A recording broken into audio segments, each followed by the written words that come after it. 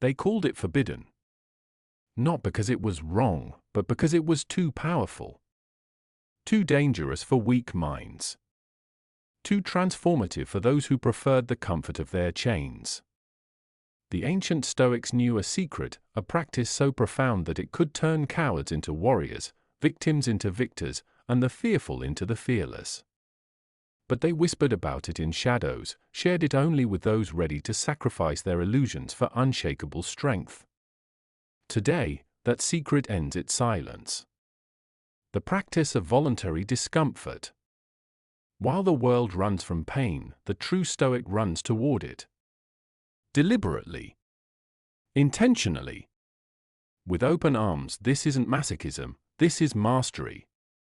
Every morning, Marcus Aurelius would remind himself that he might face betrayal, loss, or death that very day. Not to torture himself, but to forge his spirit into unbreakable steel.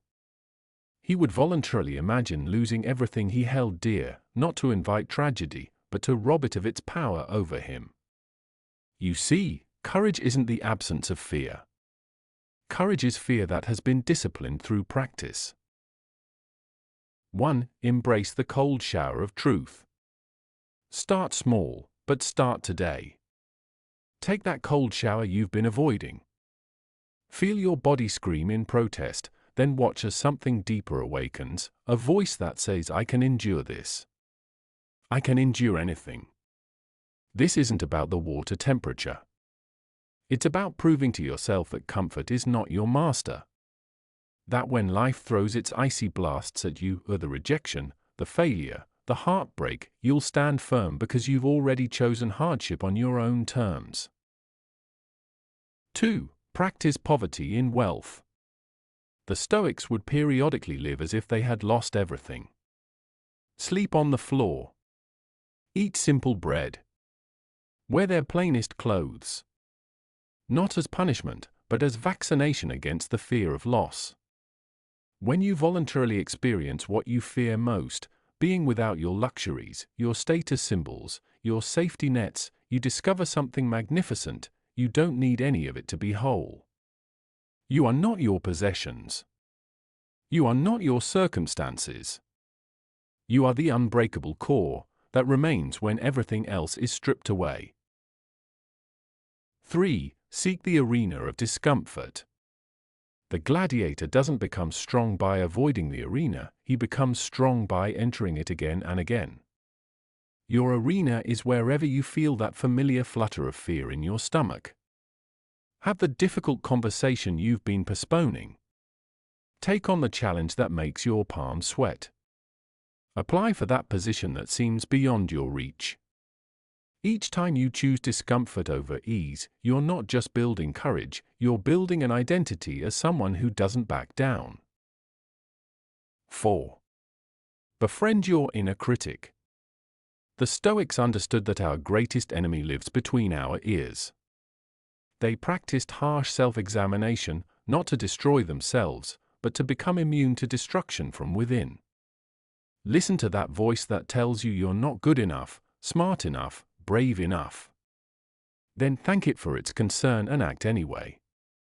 When you've made peace with your harshest inner critic, no external voice can touch you. The transformation awaits. This forbidden practice will not make your life easier, it will make you stronger than your life could ever be difficult. You will walk through storms that would shatter others. You will face uncertainty with steady hands and clear eyes. You will discover that the person you were afraid you might be was actually the person you were always meant to become. The Stoics kept this practice hidden not because it was dangerous to society, but because it was dangerous to mediocrity.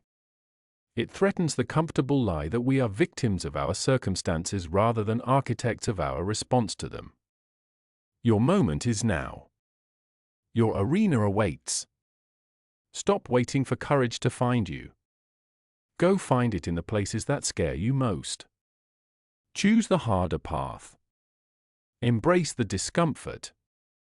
Transform your relationship with fear from servitude to mastery. The forbidden practice is no longer forbidden. The secret is yours. What you do with it will determine not just who you become, but who you were always capable of being. Thank you for watching, warrior. Remember, courage isn't a feeling, it's a decision. And that decision is always, always yours to make. Now go choose your discomfort before life chooses it for you. The strongest version of yourself is waiting on the other side of what scares you most.